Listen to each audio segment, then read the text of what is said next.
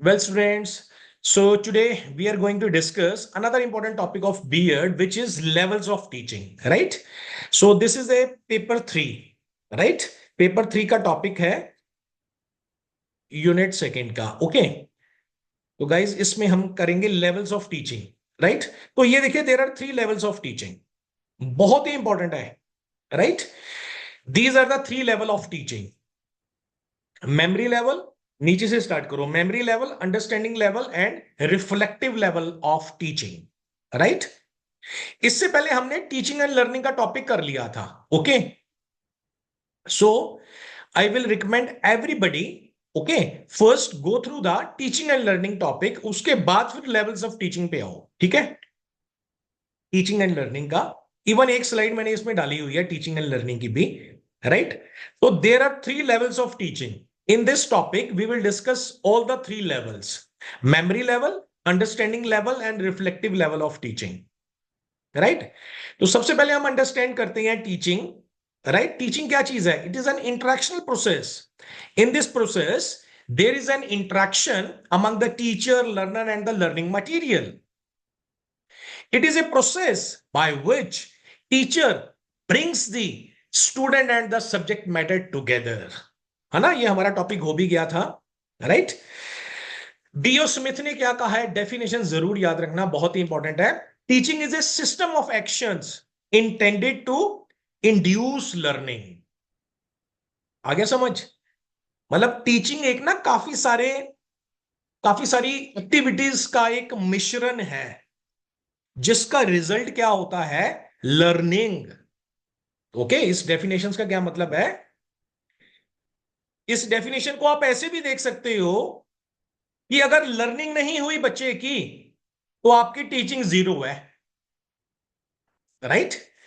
Teaching is a system of actions intended to induce learning या produce learning. Because अच्छी teaching always result उसका अच्छी learning आएगा। अब आप मुझे यह बता दो, यहां पे बच्चा कहां से वीक हो गया? वीक क्या था? वीक आपका टीचिंग पार्ट था, वीक आपका माइट बी बिहेवियर था, वीक आपका might be method of teaching था, वीक आपका might be lack of BEd था, लैक ऑफ टीचिंग मटेरियल था, राइट? ये हो सकते हैं आपके लैक्स। बिकॉज टीचिंग का तो ऑलवेज रिजल्ट लर्निंग में आता है। तभी मैं मोस्टली कहता होता हूं कि student is never ever weak on this planet, right? And the outcome of the student depends upon the teacher.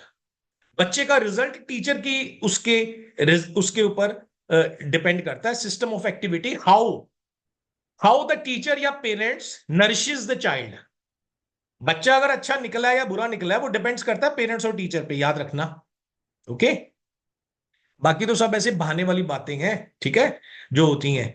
तो तभी बीएड करके हमें पता लगता है कि भाई टीचिंग होती क्या चीज है, ओके? सो ये करेक्टरिस्टिक्स ऑफ टीचिंग थे, हमने डिस्कस कर लिए थे, है ना? याद होगा आपको लास्ट लेक्चर में टीचिंग एंड लर्निंग में। आज हम करेंगे लेवल्स ऑफ टीचिंग, राइट? पर एक बार आप इसको देख लो, बिकॉज ये कनेक्टेड है उसी के साथ ही। करेक्टरिस्टिक्स ऑफ टीचिंग क्या होते हैं? टीचिंग एक इंटरेक्शनल प्रोसेस है, वो भी हमने डिस्कस कर लिया, राइट? टीचर क्या करता है? स्टूडेंट को और सब्जेक्ट मैटर को लेके आता है उसके सामने। Number second, the most important, teaching is a matter of drawing out.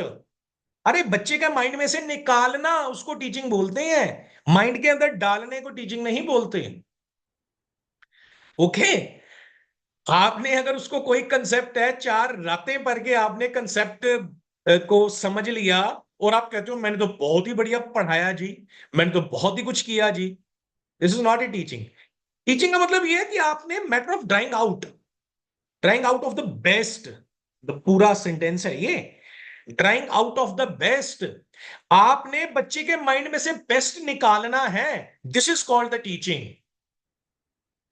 याद रखना, बच्चे के अंदर when the baby born, he born with, जब वो पैदा होता है, उसके अंदर सभी चीजें हैं।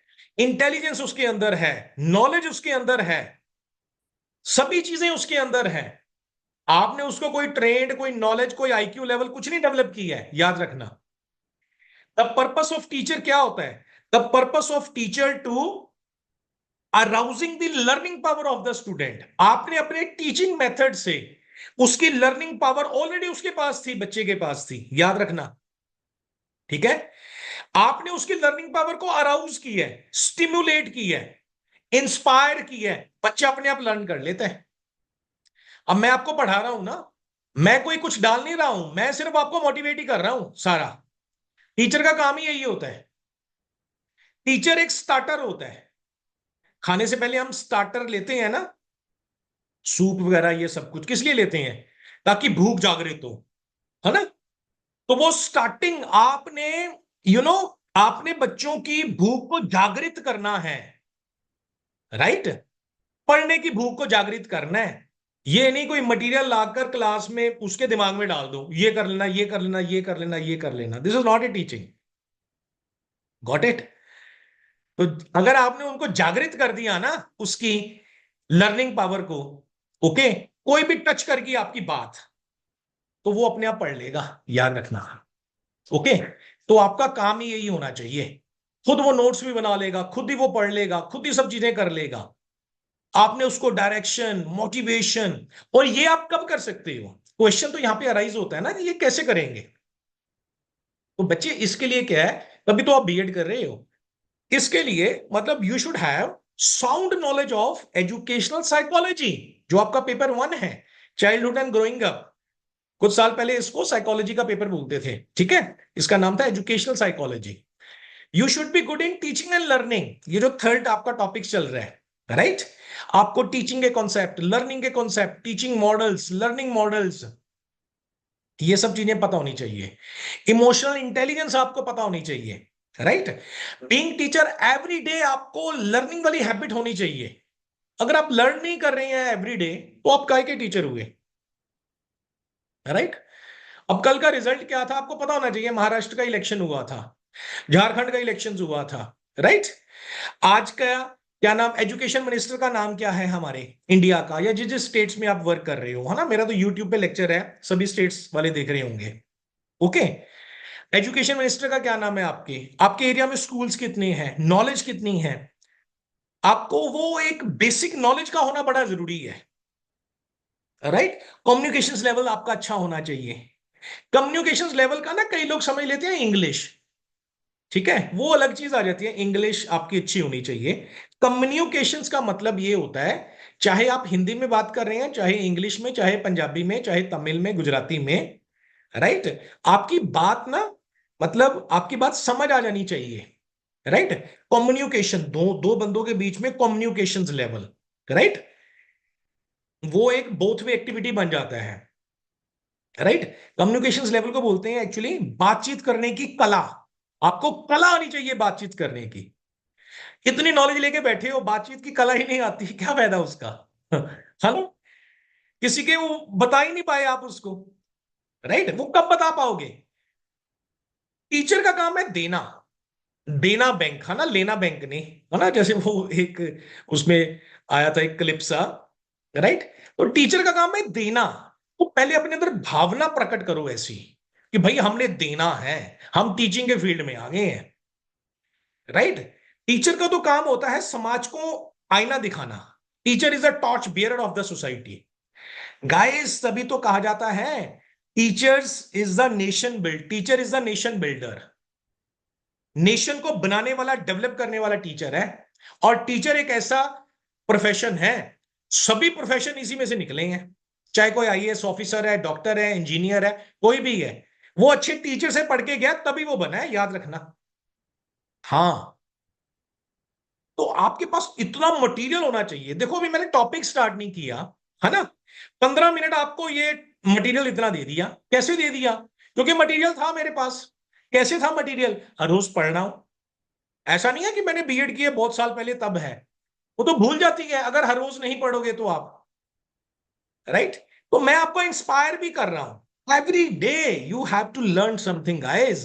ये तो 24 घंटे में क्या करते हो आप देख लो, राइट। 7-8 घंटे सो गए, बाकी क्या करते हो? अगर ऐसा नहीं करोगे तो मालूम है क्या होगा?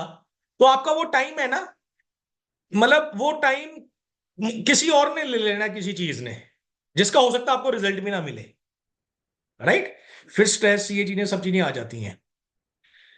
सो matter of drawing out, teaching का ये मतलब होता है निकालना। कॉजिंग टू लर्न, कितना इंपॉर्टेंट पॉइंट है। कॉजिंग टू लर्न, अरे कॉज, आप कॉज बन जाओ लर्निंग के। मतलब बच्चा पढ़े ही पढ़े, उसको उसको पता है यार ये कॉज बन गया।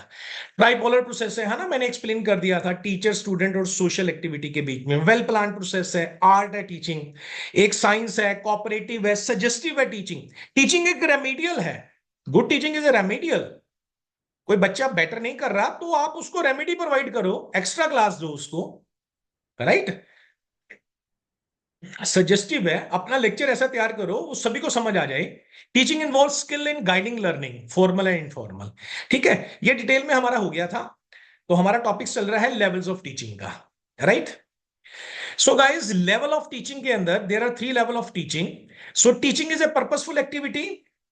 Through teaching the teacher brings a desirable change in the learner. बच्चे के अंदर चेंज आता है लर्नर के, टीचर की वजह से आता है। Development of A all round personality, देखो इंपॉर्टेंट पॉइंट को मैंने अंडरलाइन किया हुआ है।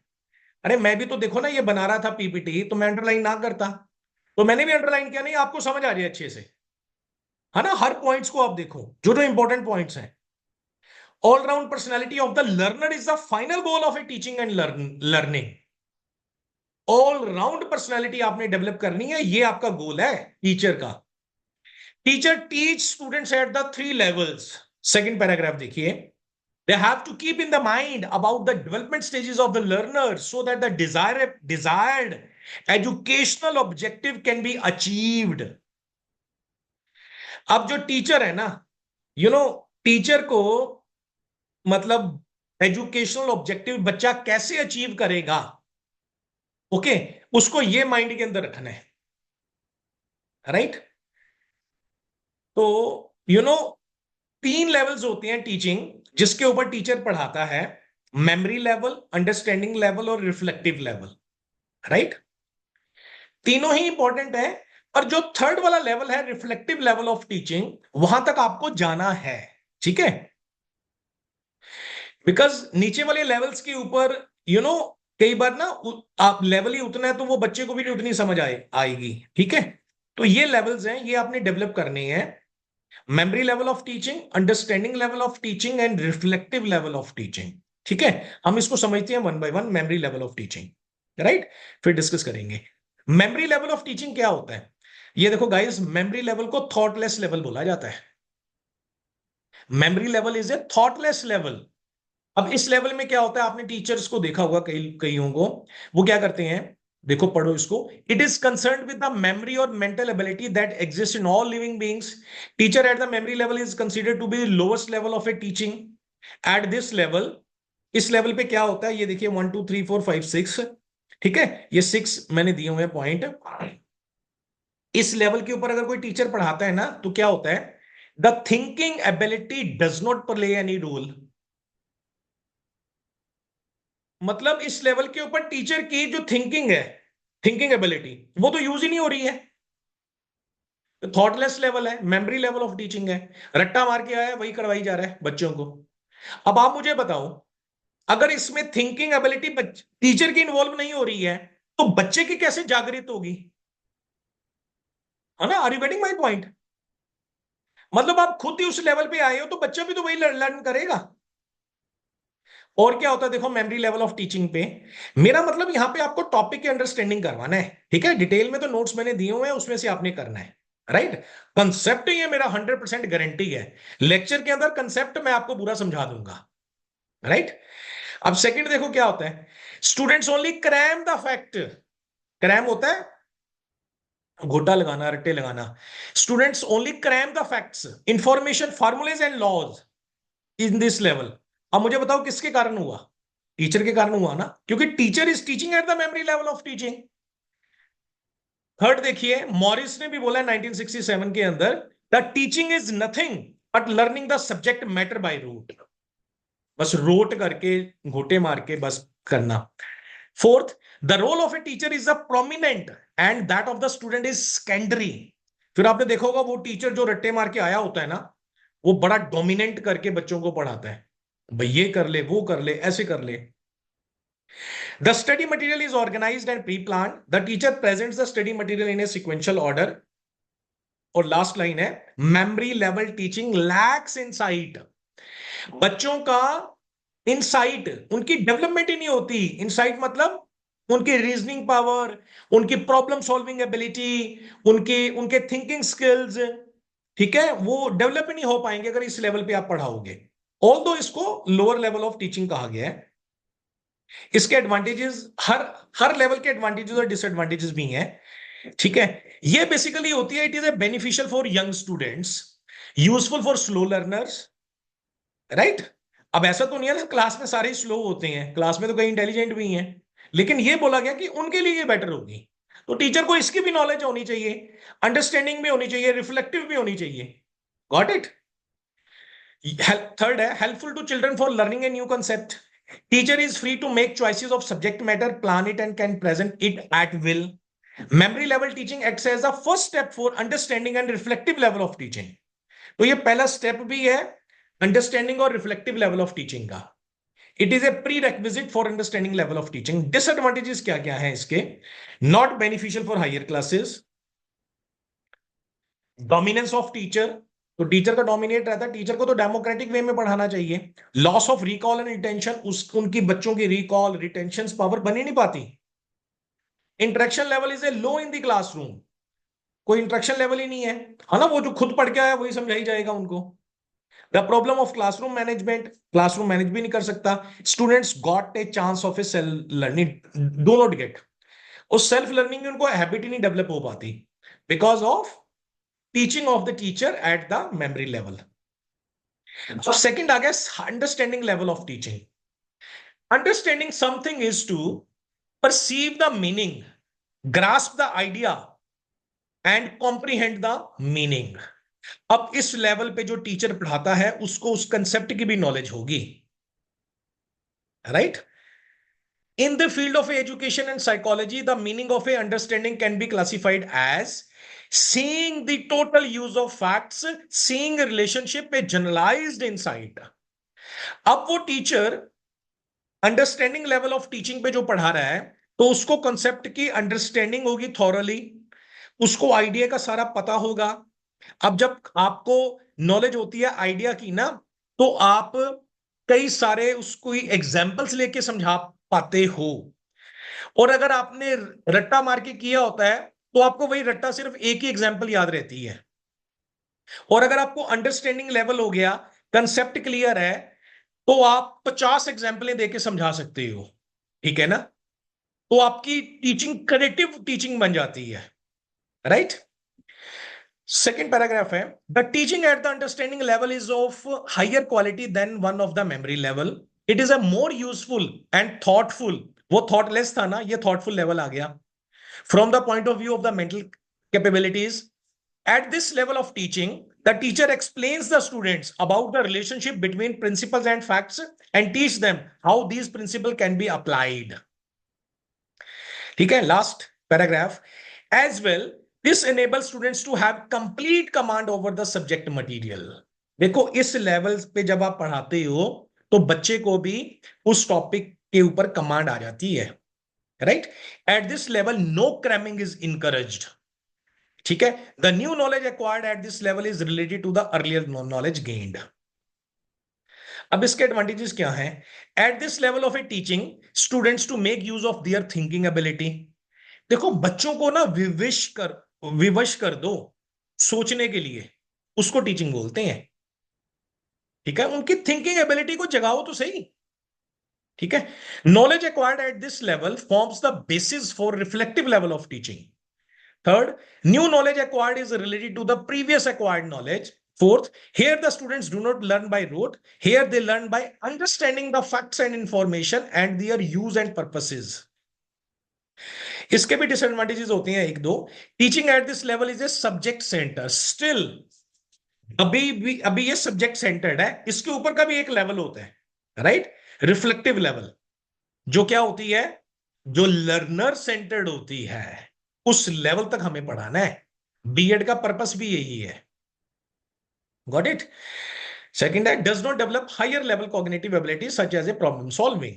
ओके। तो हायर लेवल ऑफ जो होती हैं कॉग्निटिव डेवलपमेंट्स, मतलब इंटेलेक्चुअल डेवलपमेंट, वो इस लेवल की टीचिंग से बच्चों में के अंदर डेवलप नहीं होते। राइट। अब जब आप रिफ्लेक्टिव लेवल, जो थर्ड लेवल है हमारा, नेक्स्ट स्लाइड है, उसको आप समझोगे, वो लेवल हमारा होता है मेन लेवल। ओके। और तभी हमारी स्कूलों में सिलेक्शंस होती हैं, अच्छे अच्छे स्कूलों में जो सैलरी अच्छे लेवल पे कर रहे हैं। ठीक है ना। हाँ, नहीं तो वो जो कम सैलरी वाले होते हैं स्कूल, वो उस लेवल पे रह जाते हैं हम। राइट। तो हमने इस लेवल पे पहुंचना है। Third is a reflective level of teaching. Reflective का हिंदी मीनिंग क्या होता है? चिंतन करना, चिंतन उस लेवल के ऊपर, इंट्रोस्पेक्टिव लेवल।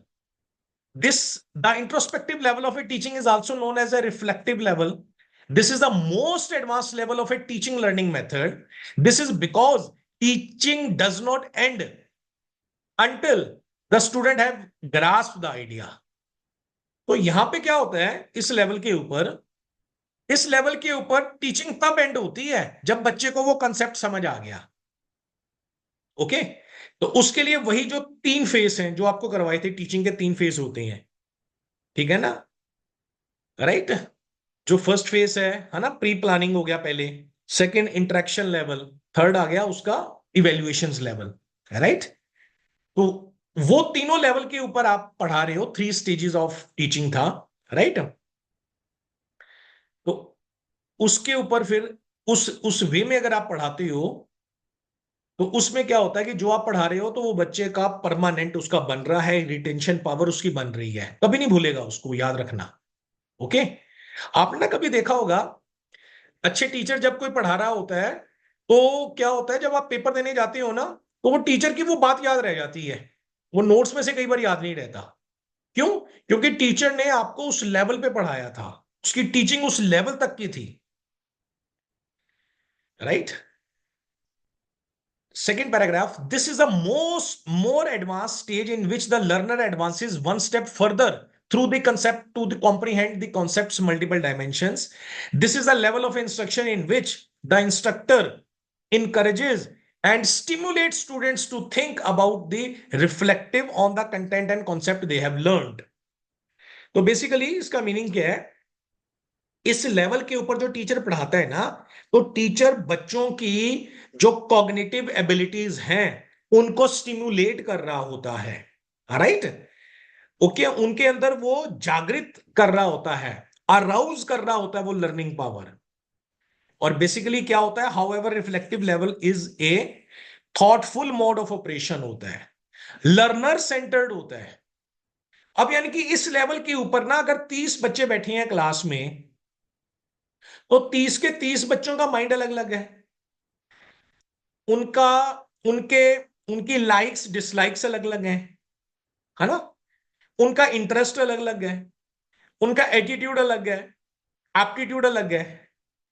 तो अब टीचर को सारी समझ है, अब वो टीचर सभी को सेटिस्फाई करवा रहा है, देखो 35 मिनट के अंदर ही। राइट। क्योंकि टीचर को उस सारों की स्टेजेस का पता लग गया, उसने अपना लेक्चर इस तरीके से तैयार किया है कि वो बिलो एवरेज वाले बच्चों को भी समझ आ गया, एवरेज वालों को भी आ गया, और अबव एवरेज इंटेलिजेंट वालों को भी आ गया। अभी तो वो लर्नर सेंटर्ड है। राइट। और क्या है, reflective level is a development of a problem solving skills, maximum flexibility, development of a creativity, self motivation. Right. तो ये है इसके ऊपर। और क्या होता है, reflective level of a teaching is considered to be the highest level at which teaching is carried out. It is a highly thoughtful and useful, student can attain only after going through memory level and understanding level. Teaching at the reflective level enables the students to solve the real problems of life. देखो, आपका purpose यही है बच्चे को इस level पे लेके आना, ताकि वो लाइफ की प्रॉब्लम्स को भी सॉल्व कर पाए। ठीक है ना, सिलेबस ही खत्म कराना नहीं होता। At this level, the student is made to face real problematic situation. The student, by understanding the situation and using his critical abilities, succeeds in solving the problem. At this level, emphasis is laid on identifying the problem, defining it, finding solutions to it. The student's original thinking and creative ability develops at this level. देखो कितनी चीजें होती हैं, means creative ability of the student, original thinking of the student, problem solving of the student, critical ability of the students. देखो इन चीजों को आप touch ही नहीं कर पाते हो कई टीचर्स, है ना, जो आते हैं पढ़ के बस सिलेबस का यही पढ़ाना है यही बताना है, तो वो डेवलप ही नहीं हो पाती है बच्चों के अंदर। ना क्रिएटिव पावर डेवलप हो पाई, ना प्रॉब्लम सॉल्विंग डेवलप हो पाई, ना उनकी थिंकिंग एबिलिटी डेवलप हो पाई, ना उनकी प्रॉब्लम सॉल्विंग, ना आइडेंटिफाइंग द प्रॉब्लम, ये डेवलप ही नहीं हो पाई है। अब इसका किसको जाता है? ये टीचर को ही तो जाता है, उसी के कारण तो डेवलप नहीं हुई। This is the reason new education policy 2020 आपके पेपर के अंदर भी है, पेपर 2 के अंदर भी है, आप उसको पढ़ो, उसके अंदर ये सभी चीजों का डेवलपमेंट लिखा हुआ है at the starting. Yes, okay, reform होके आई है ना न्यू एजुकेशन पॉलिसी, ठीक है ना। बेसिकली गाइस, एक्चुअली आप देखो हमारी जो पॉलिसी है काफी सालों के बाद डेवलप हुई है, जबकि एजुकेशन पॉलिसीज तो 5-7 साल के बाद आ जानी चाहिए। नहीं, the role of a student is quite active. अब देखो इस लेवल के ऊपर सेकंड लास्ट लाइन पढ़ रहा हूं मैं, the role of a student is a quite active. बच्चा भी एक्टिव रहता है इस लेवल पे। Reflective level of a teaching is what is that which is a problem centred and the student is busy in original imagination, right. तो basically guys, ये जो reflective level of a thinking होती है, इसको हम बोलते हैं inspiring level of teaching. Inspire करना, मोटिवेट करना, राइट। बच्चों के लॉट ऑफ स्किल्स है उनको डेवलप करना, राइट। आपके पास वैरायटी ऑफ मटेरियल होना चाहिए। कभी बच्चों को लेसन्स पढ़ा दिया, कभी नॉलेज दे दी, कभी आप उनको एक्स्ट्रा करिकुलर एक्टिविटी करवा दिया, कभी बच्चों को डिबेट करवा दिया, राइट, कभी उनको ग्राउंड के अंदर ले गए, कभी नई चीज करवा दिया, राइट। तो डिफरेंट डिफरेंट एबिलिटी को डेवलप करना, ठीक है, this is called the reflective level of teaching. Okay guys, thank you so much for this lecture, thank you.